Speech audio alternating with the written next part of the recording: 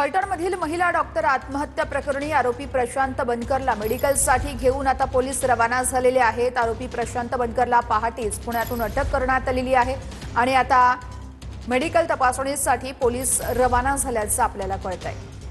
आरोपी प्रशांत बनकर याला सकाळीच अटक करण्यात आली होती आणि अखेर आता त्याच्या मेडिकल तपासणीसाठी पोलीस रवाना झालेले आहेत। सागर सुरवसे आमचे प्रतिनिधी या संदर्भातले सविस्तर अपडेट्स देत आहेत। सागर, वर्ष आपण पाहिलं की खरं तर प्रशांत बनकर याला पोलिसांनी फलटण अटक केलेली होती आणि त्यानंतर त्याला फलटण शहर पोलीस स्टेशनमध्ये आणण्यात आलेलं होतं। खरं तर सकाळच्या सर्वच त्याचे मेडिकल टेस्ट करून या ठिकाणी त्याला पोलीस स्टेशनला आणलेलं होतं। आता पोलिसांकडून प्रशांत बनकर याला अतिरिक्त जिल्हा व सत्र न्यायालय फलटण या ठिकाणी आणण्यात आलेलं आहे आणि थोड्याच वेळात या संपूर्ण प्रकरणावरती सुनावणी जी आहे ती आता या ठिकाणी सुरू होईल। नक्की कशा पद्धतीची भूमिका, कशा पद्धतीची बाजू जी आहे ती आरोपी प्रशांत बनकर याचे वकील जे आहेत ते मांडतायत, त्याचबरोबरीनं सरकारी वकील नक्की कशा पद्धतीची भूमिका मांडतात हे पाहणं देखील महत्त्वाचं ठरणार आहे।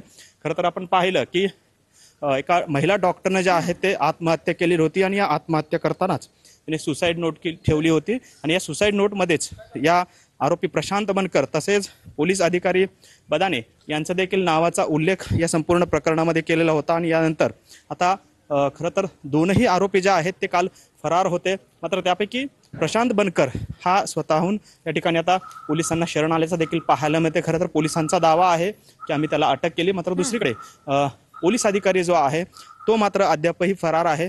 त्याच्या देखील अटकेसाठी किंवा त्याच्या शोधासाठी पोलीस पथकं जे आहेत ते देखील रवाना झालेले आहेत। मात्र आपण पाहिलं की खरं तर या फलटणच्या अतिरिक्त जिल्हा व सत्र न्यायालयात आता प्रशांत बनकर या आरोपीला आणलेला आहे।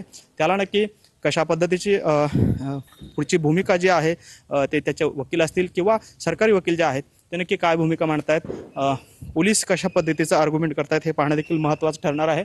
मात्र या घडीचा आपण पाहिलं की प्रशांत बनकर याला आता जिल्हा व सत्र न्यायालयामध्ये जे आहे ते आणण्यात आलेलं आहे आणि एकंदरीतच पुढची जी सगळी प्रक्रिया आहे ती देखील पार पडेल। त्याला नक्की किती दिवसांची पोलीस कोठडी मिळते हे पाहणं देखील महत्त्वाचं ठरणार आहे। आपण पाहिलं की खरं तर महिला डॉक्टरने जे आहे निश्चितच सागर या सुनावणीकडे आपलं लक्ष असणारच आहे। सगळे अपडेट तुमच्याकडून घेत राहू। तुर्दास, धन्यवाद।